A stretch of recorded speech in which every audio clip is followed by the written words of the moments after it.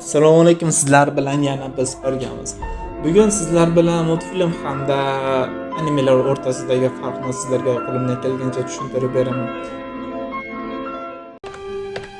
Birinchi bo'lib multfilmlarga to'xtalaylik. Bu multfilmlar bizni yoshligimiz hisoblanadi. Biz yoshligimizda juda ham ko'p insonlar multfilm orqali ko'rgan va shu sababli ular ulg'aygandan so'ng yoshligini eslash uchun o'sha multfilmlarni qaytadan ko'rib chiqadi. Chunki asha multfilmni ko'rganda o'zini bolalik xotiralari yodga soladi. Shuning uchun ko'radi. Lekin esa anime boshqa. Undan ham yoshligingizdan ko'rgan bo'lsangiz, qayta ko'rsangiz uni yoshliklaringiz xotiralar esga tushadi. Lekin uni ichida berilayotgan g'oyalar esa multfilmdan ancha og'irroq hisoblanadi. Misol uchun titallar hujumi asosiy mazmuni shundan iborat bo'ladiki, ya'ni insonlarning asosiy dushmani inson o'zidir. Insondan vahshiyroq jonzot yo'q deganga g'oyalarni beradi. Ya'ni uni umumiy titanlar hujumini animasini ko'rgan insonlar bu g'oyani, ya'ni bu fikrni keltirganini o'zlari bilishadi. Va Narutoga keladigan bo'lsak, bu do'stlik, rishtalar, ustozga bo'lgan hurmat juda ham ko'p, lekin bu jihatlar multfilmlarda ham bor deshingiz mumkin, lekin bu darajada chuqur yoritilmagan.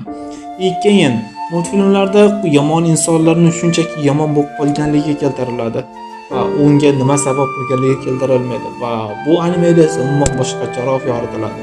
Bu yomon insonlar nima sababdan yomon bo'ldi va ular qanday qilib bu yerga kelib qoldi. Misol uchun Demon Slayer animesida barcha o'sha oliy oylarni qanday qilib bu yerga kirganligi ko'rsatiladi. Ya'ni ular o'lgandan so'ng qanday qilib ular oliy oy bo'lib, qanday qilib insonlarni o'ldirishga qaror qilganligini tarixini ko'rsatib beradi. Bu esa asl haqiqat, ya'ni jamiyatda yomon insonlar shunchaki yomon bo'lib qolmaydi, unga jamiyat majbur qiladi degan g'oyani singdiradi.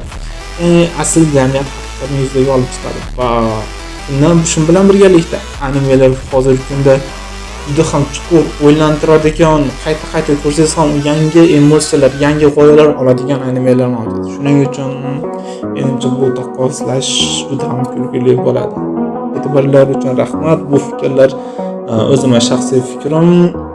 Agar sizlar ham bunga qo'shilsangiz, yozib qolinglar yoki o'zinglar fikr qilsangiz, e'tiborlar uchun